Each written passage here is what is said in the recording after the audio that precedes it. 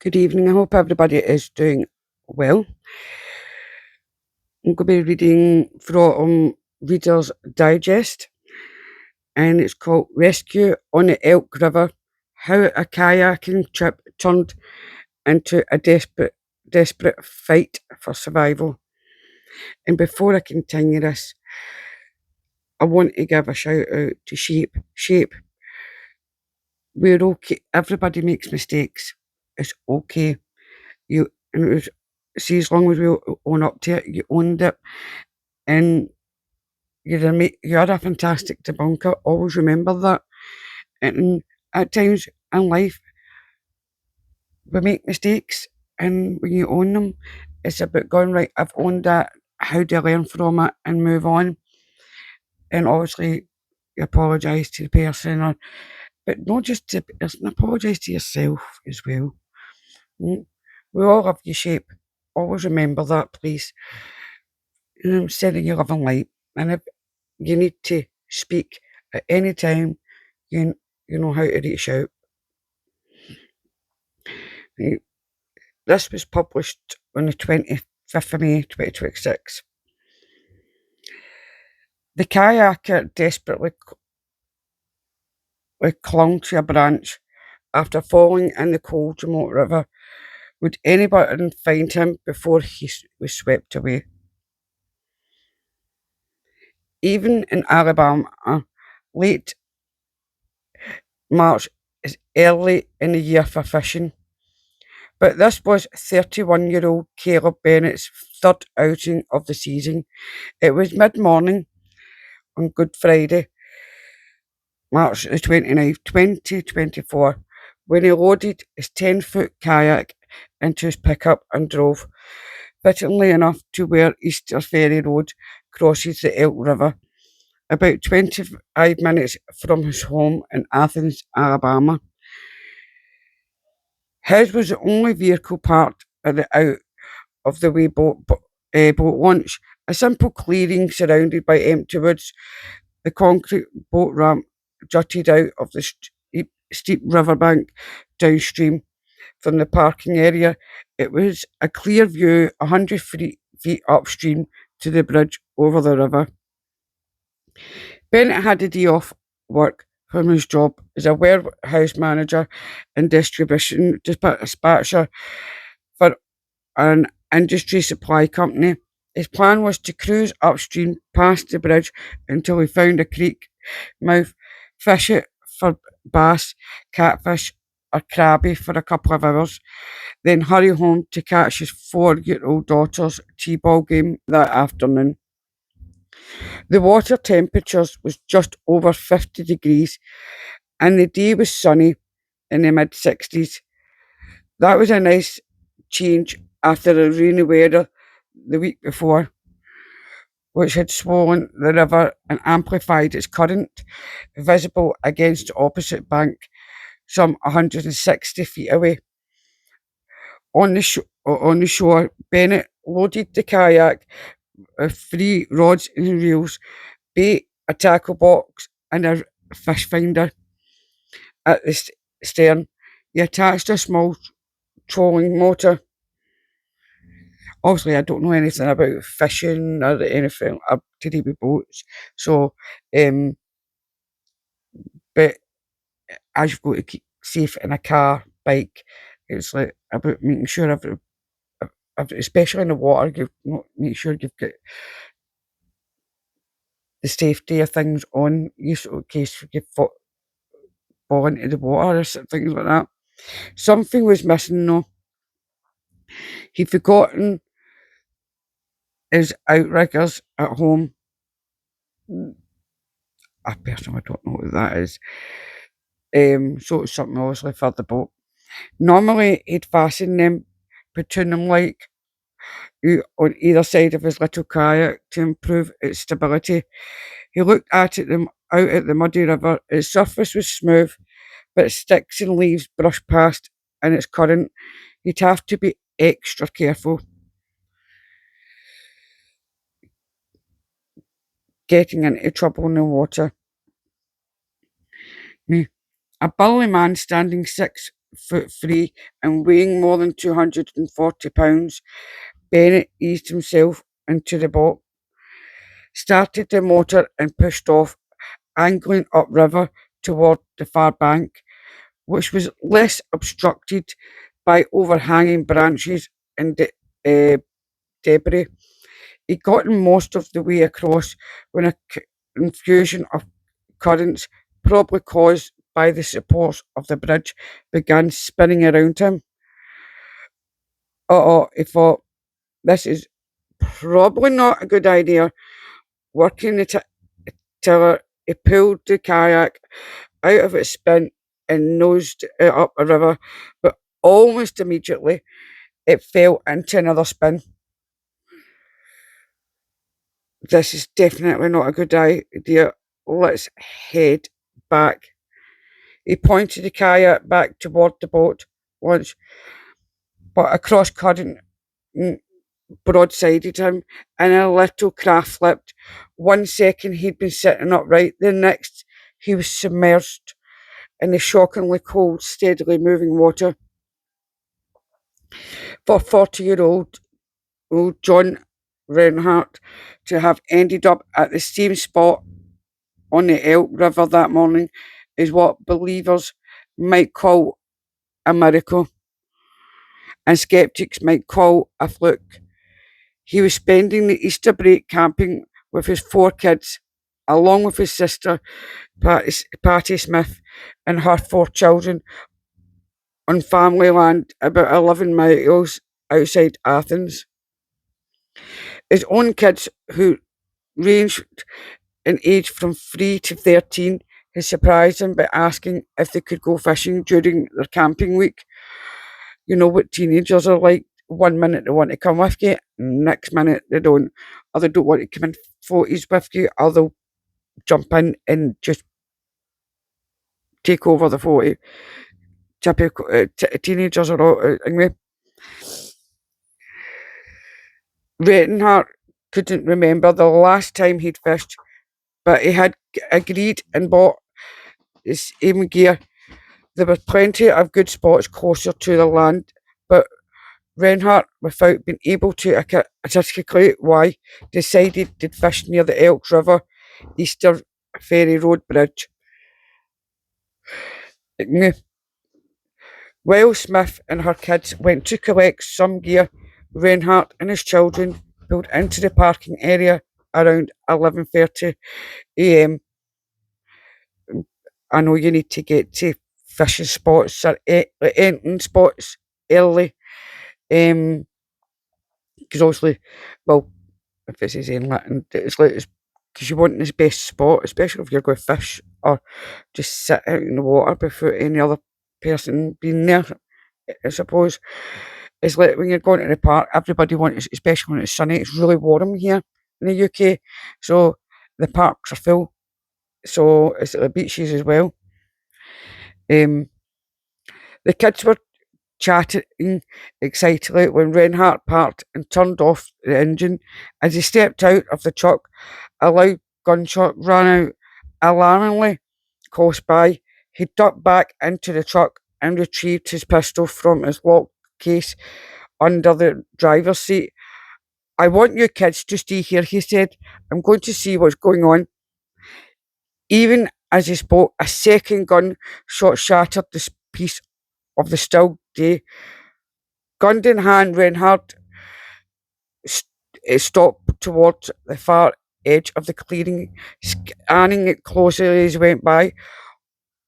What was this? Someone plinking, casually target shooting? Or was it someone more serious, like a shootout? Or a third ringing shot cemented in his mind the other possibility. These were distress shots. Hello, he called out from the river. He heard a faint hello in reply. Are you good or not good? He yelled. Not good, came from the river. Reinhardt ran toward the riverbank, running out of time. Things had gone from bad to worse for Bennett when he had fallen into the river. The frigid water had taken his breath away, jangling every nerve, surfacing. He saw the kayak drifting beside him, belly up. He tried to swim for it, but his clothing had become instantly waterlogged and his rubber boots had filled with water. His life jacket, buoyed by the water, jammed up against his throat, choking off his breath. Swallowing back panic, he kicked off his boots and swam towards the boat. If I can climb back up in there, kicking hard, he threw his arms over the hull and clutched at the submerged decking on the other side. Then he leaned back to flip the kayak. It didn't budge. He tried a few times, but the boat seemed impossible to turn over. Bennett knew he was wasting his time and energy while the current tugged him scorably along. I thought they had butchered that name. I've never seen that word. He needed to get back to the land, but he'd never be able to climb up the steep banks of the river shore. His only hope was the boat ramp, some 145 feet his target. He realised with a jolt that he didn't have much time. The current had already brought him dangerously far downstream. If it swept him past the ramp, there wasn't another place to come ashore for miles, and he'd be overcome with exhaustion and hypothermia long before he'd get there. He bid his kayak and gear farewell and began swimming furiously toward the boat ramp. The ill-fitting life jacket continued to choke him, hindering his breath and his ability to swim. He unzipped it and tore it off, and the current snatched it from his grasp. Unencumbered, but now in more danger than ever, he kept swimming. Eddies from the currents washed over him and filled his mouth with water. Already the cold was stiffening his limbs. Bennett looked up. There was no way he was going to make it to the ramp, but there in the water, some 25 feet from shore, was an overhanging branch from a large poplar tree growing right beside the ramp. If he could catch it, maybe he could pull himself to shore. His hope renewed. He swam with everything he had. If I don't make it to that branch, I could die here. He thought. With a second to spare, he reached up and caught the branch just before the current swept him out of reach. It was so slender, perhaps an inch in diameter, that he wondered whether it would snap with his weight pulling on it. The end of the branch now laying in the water, Bennett pulled his elbows up over it and found that he could rest with his legs trailing behind him in the current. But now what? Let's go and swim the remaining 25 feet to shore. The current would carry him downriver away from the ramp. Climb up the branch. That he realised had been a wild fantasy, given his weakened state. Then Bennett remembered my phone, but when he reached into his pocket, he found that the phone was gone. As he checked his other pocket, his hand brushed against the Glock 21 pistol he'd always wore on his hip when he fished in case of snakes or coyotes. Maybe he could signal for help. He drew his pistol from its holster and held it in front of him. He had 13 rounds in the magazines. Shivering, he watched the bridge, waiting for a vehicle to show itself. At last a car came into sight, and then he fired 3 shots towards the opposite shore. The car didn't stop. Minutes went by. Then another car, another 3 shots, no luck. Bennett's situation was growing desperate. He could scarcely feel his legs and could tell that his cognition was slowing. At last, another vehicle passed over the bridge. He fired once, twice, and then nothing. He ejected the dud round and fired a third shot. The car kept going, 3 rounds left. Another car droned by on the bridge. Bennett fired his final 3 shots and dropped the now useless pistol into the river. But a second after his last bullet hit the opposite shore, he heard a voice. "Hello! How are you feeling?" Reinhardt called to Bennett. "Freezing cold," Bennett said. "Man, I'm barely able to hold on. I'm going to get you out of there," Reinhardt said. "Hold on." Bennett could not have picked a better rescuer than John Reinhardt.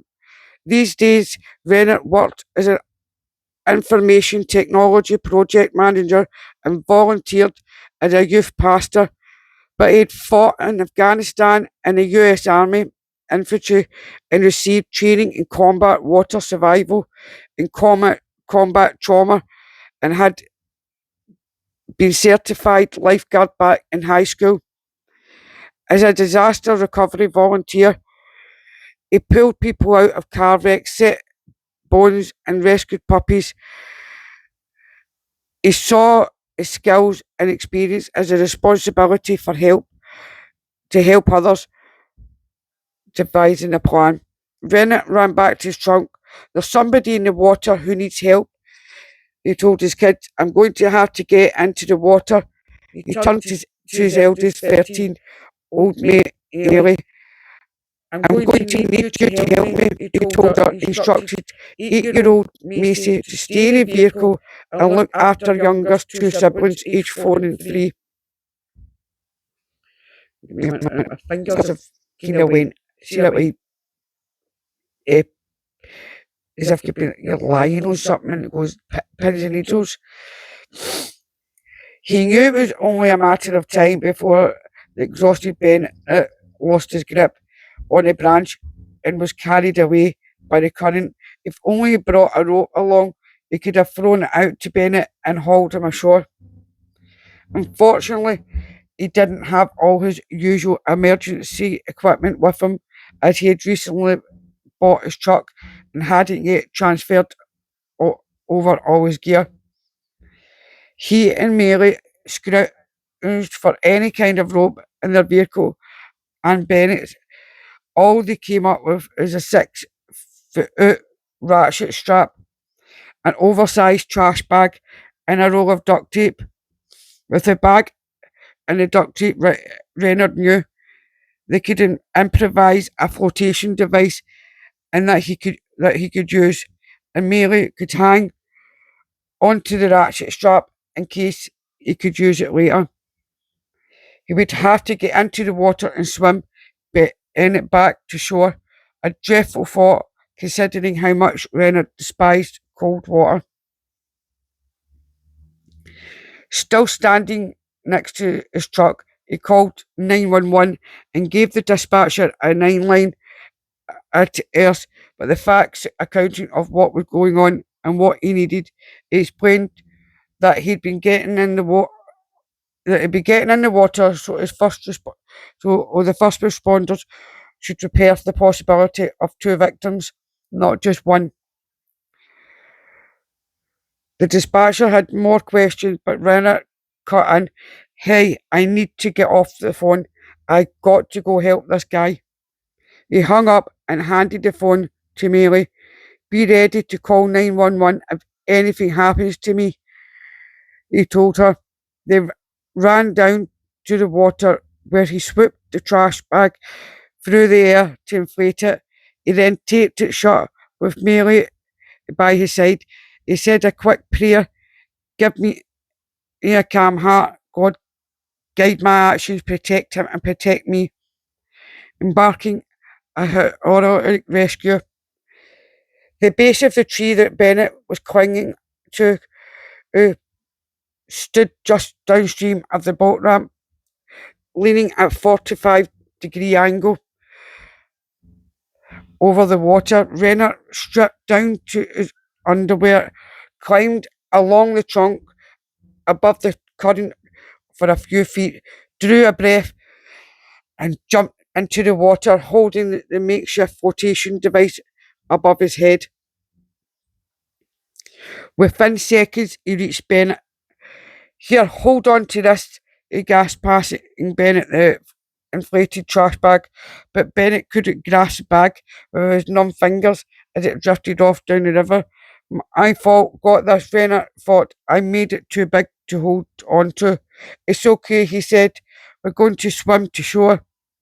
"I don't think I can use my legs," Bennett managed to say. He'd been in the water for nearly an hour and was in throes of a stage 2 hypothermia, with difficulty of speaking and thinking, numbness, and loss of motor function. Bennett draped his arms over Rennert's shoulders from behind, and they set out. Almost immediately, the current and Bennett's weight pushed Rennert's head underwater. He was a strong swimmer, but his 5'9" frame weighed only about 155 pounds, a good 90 pounds less than Bennett. He'd taken on a Herculean task. He swam with all his strength, angling toward the boat ramp, desperate to hit shore at the clearing, but where they had where they have a chance of making it up the bank, which was only about 8 feet high. But it wasn't working. Again and again, Renner's head went underwater, and he had to fight to the surface, gasping and gagging. Long experience had taught him to tamp down panic, but now he could feel it coming over him. "Oh crap," Renner thought. "We're both going down river." He had nothing left in the tank. His muscles felt dead with fatigue. He said a silent prayer. "God, I need your strength right now," to help him. With a sudden burst of energy, he finished the upstream swim, coming to the rest at the base of the tree where a massive its roots jutted out of the muddy bank. The water was too deep to stand, so Renner told Bennett, uh, I'll read that again. The water was too deep to stand, so Renner laid Bennett's chest over a slick, muddy outcropping and guided his arm through the loops formed by the tree roots. The two men lay there for a long moment, spent vomiting from exertion and from swallowing water. Now, how to get Bennett up onto dry land? Getting critical assist.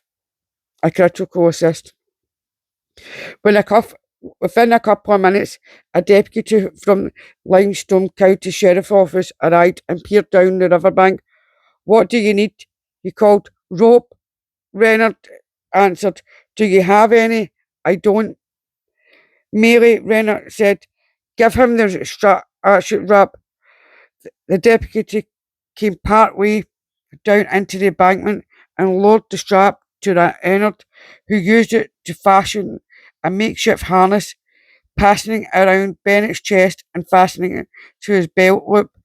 By now, Bennett was slipping in and out of consciousness. For 10 minutes, the deputy pulled from above while Renner pushed from below, but the deputy couldn't get any footing on the steep, muddy embankment, and Renner, barefoot and in his underwear, had nothing to stand on. He'd been in the water for at least 20 minutes and was in the early stages of hypothermia himself, shivering and going numb in his amenities. At last, a volunteer firefighter showed up with a 20-foot rope. He passed one end down to Reynard, who quickly tied it to the ratchet strap and then scrambled up the bank. The three of them, standing on dry ground, pulled, but Bennett kept slipping back down the bank, his limbs and clothing snagging on the roots. "Hold on," Reynard said. He climbed back down the bank and slid again into the frigid water. He set his right shoulder under Bennett's butt, dug his hands and feet into the muddy bank, and called out, "One!" 2, 3, lift. With all his strength, he pushed up while the firefighter and deputy pulled on the rope. Bennett's nearly lifeless body rose a few inches. Renner braced himself and called the cadets again, inch by inch, using every ounce of their energy. The three men hauled Bennett up onto dry ground. He lay there unable to move, scarcely able to speak. Smith had arrived with the gear, and when she saw her brother shivering in his boxers, covered in mud and exhausted, her mouth dropped open. Just another day in the life of John Rennet, he quipped. Moments later, the EMS arrived, loaded Bennett onto a stretcher, and took him to Athens Limestone Hospital. His core temperature had dropped into the low 80s Celsius, nearly the threshold of the potential deadly stage 3 hypothermia. He later estimated he'd been in the water for nearly 90 minutes. He missed his daughter's T-ball game, but by that evening he was resting in his parents' home with his little girl by his side. He was sore and exhausted, yet blessedly alive. It wouldn't be until almost bedtime that evening, huddled beside the campfire at his family's campsite, that Renner would really feel warm again. But for the moment back at the Easter Ferry Road boat launch, he dried himself off, put his clothes back on, and unloaded the kids' rods and reels from the truck. They come here to fish after all. That was an amazing, amazing story. And it just shows you anybody could be somebody's hero, and that kind of thing is about quick thinking. And I love hearing things like that. And a big shout out to our army and navy, the firefighters, ambulance crew, and things like that, and obviously the police as well. So we've got and our nurses. Don't forget our nurses. Um, Obviously that gentleman's life could have been taken by the river. I've never been to America, and I know that your rivers are quite big. It's like we get the River Clyde, and it's people tell you not to swim in it because the current will just take you away.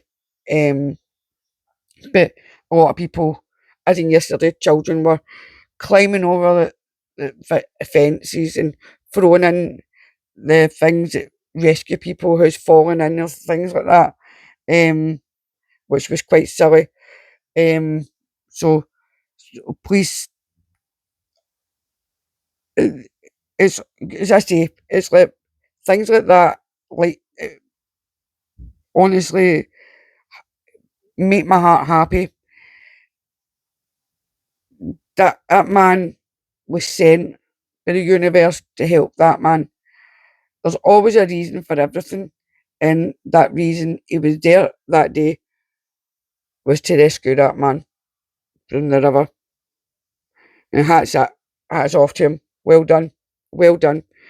And let's leave it there in a happy note. Sending love and light and good night. And again, before I leave, Shape, again, we all love you. Always remember that. Stay strong. Stay. As I said, we all make mistakes. You're a lovely gentleman. So, again, sending love and light and good night.